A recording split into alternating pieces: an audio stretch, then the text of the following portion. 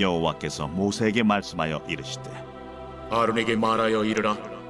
누구든지 너의 자손 중 대대로 육체에 흠 있는 자는 그 하나님의 음식을 드리려고 가까이 오지 못할 것이니라.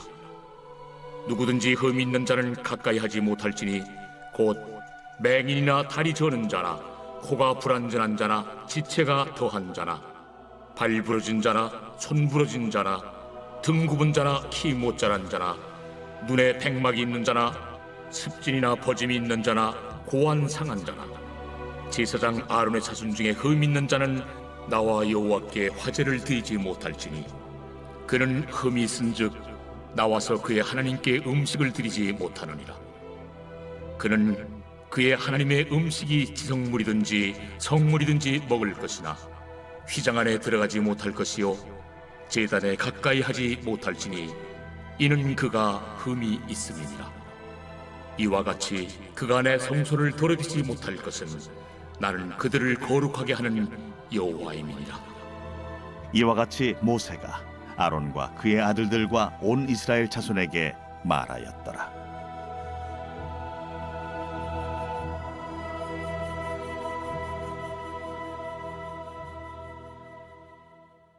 제 22장.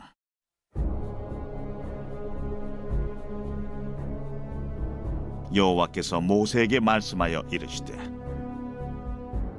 아론과 그의 아들들에게 말하여 그들로 이스라엘 자손이 내게 드리는 그 성물에 대하여 스스로 구별하여 내 성물을 욕되게 함이 없게 하라. 나는 여호와이니라. 그들에게 이르라. 누구든지 내 자손 중에 대대로 그의 몸이 부정하면서도 이스라엘 자손이 구별하여 여호와께 드리는 성물에 가까이 하는 자는 내 앞에서 끊어지니라. 나는 여호와이니라. 아론의 자손 중 나병 환자나 유출병자는 그가 정결하기 전에는 그 성물을 먹지 말 것이요 시체의 부정에 접촉된 자나 설정한 자나 무릇 사람을 부정하게 하는 벌레에 접촉된 모든 사람과 무슨 부정이든지 사람을 더럽힐 만한 것에서 접촉된 자 곧 이런 것에 접촉된 자는 저녁까지 부정하니 그의 몸을 물로 씻지 아니하면 그 성물을 먹지 못할지며 해질 때에야 정하리니 그 후에야 그 성물을 먹을 것이니라. 이는 자기의 음식이 됨이니라. 시체나 찢겨 죽은 짐승을 먹음으로 자기를 더럽히지 말라. 나는 여호와이니라. 그들은 내 명령을 지킬 것이니라. 그것을 속되게 하면 그로 말미암아 죄를 짓고 그 가운데서 죽을까 하노라. 나는 그들을 거룩하게 하는 여호와이니라. 안녕하세요. 하나님의 말씀은 우리를 모든 더러움으로부터 지켜줍니다. 이 놀라운 축복을 삶 속에서 경험하는 오늘 하루가 되었으면 좋겠습니다. 어제 우리는 하나님의 성소에서 섬기는 제사장은 모든 부정으로부터 구별되어야 한다는 하나님의 엄중한 요구를 묵상했습니다. 제사장들은 맡은 직분이 엄중한 만큼 자신의 거룩도 엄중히 지켜야 했습니다. 그리고 더 나아가서 제사장들은 육체적 완전함까지 갖춰야 했습니다. 오늘 본문 16절에서 24절 말씀은 몸에 장애가 있는 사람은 제사장의 직무를 감당할 수 없다고 말합니다. 물론 장애가 도덕적 흠결을 의미하지 않습니다. 죄나 모자란 것도 아닙니다. 이것은 장애가 있는 레위 사람도 거룩한 제물을 먹을 수 있다는 규정을 통해 알 수 있습니다. 그럼에도 하나님은 제사를 집례하는 제사장들은 육체적으로도 온전해야 한다고 말씀하십니다. 왜냐하면 하나님께 바치는 제물에 흠이 없어야 하듯 그 제물을 들고 성소로 나아가는 제사장도 흠이 없어야 하고 더 나아가서 제사장은 내면뿐 아니라 외면까지 즉 형식적인 부분에서까지 온전해야 했기 때문입니다. 이 사실은 우리에게 하나님의 거룩은 곧 온전함을 의미한다는 것을 알려줍니다. 그러나 우리는 이 말씀을 적용할 때 매우 유의해야 합니다. 과거에 이 말씀 때문에 장애가 있는 분들에게는 목사 안수를 하지 않는 교단도 있었는데 잘못된 적용입니다. 제사장의 온전함은 2000년 전 우리의 위대한 대제사장 예수 그리스도를 통해서 성취되었습니다. 그리고 예수님을 믿는 우리 모두는 그분이 성취하신 온전함을 옷 입은 거룩한 제사장들입니다. 따라서 우리는 이 말씀을 삶의 온전함, 곧 온전한 삶으로 드리는 삶으로서의 예배로 이해하고 적용해야 합니다. 이제 22장을 보십시오. 22장은 제사장들이 제물을 만지거나 먹을 때 유의해야 할 사항을 말해줍니다. 제사장들은 어떤 이유로든 부정해지면 그 부정이 해결되기 전까지는 하나님의 제물을 만지거나 먹을 수 없었습니다. 하나님께 바쳐진 제물은 제사장들의 몫이었습니다. 제사장들은 땅을 분배받지 않은 대신 제물을 먹고 살 수 있는 특권을 받았습니다. 따라서 제물을 먹는 것은 제사장들의 권리인 동시에 삶을 이어가는 방편이었습니다.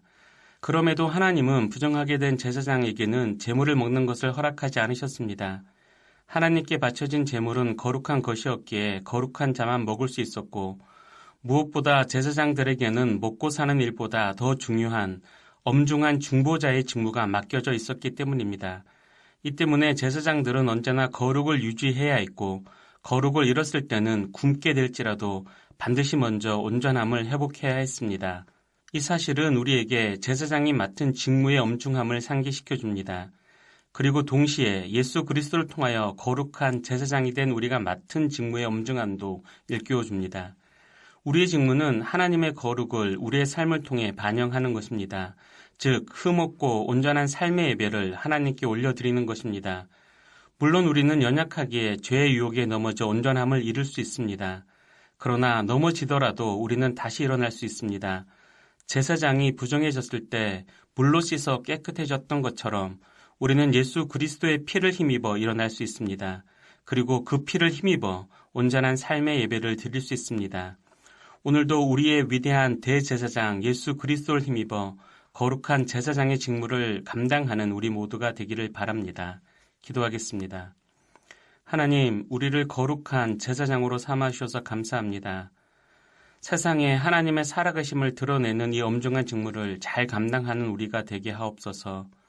우리는 연약하지만 우리의 대제사장 예수 그리스도의 피를 힘입어 끝까지 온전한 제사장의 삶을 살게 하옵소서. 예수님의 이름으로 기도합니다. 아멘.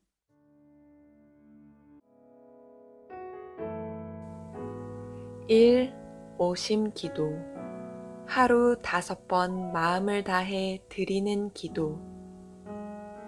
나는 죽었습니다. 제가 주인이 아니고 예수님이 저의 주인이십니다. 예수님은 십자가에서 죽으시고 부활하셨습니다. 부활하신 예수님을 가슴으로 만나서 따라가며 간증합니다. 사랑하는 가족과 함께 영광스러운 승리를 노래합니다.